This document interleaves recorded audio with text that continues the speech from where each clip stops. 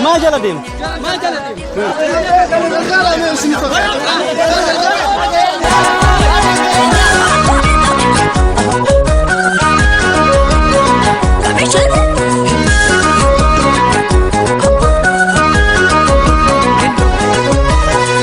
Raawwanni danfisaa hin hafiini gombisa Yana badee durattu hin jedhin kutattu Madabin andaalee ni onnataa jaalee Madabin andaalee ni onnataa jaalee Mateessa kee muradhu hin jarjarii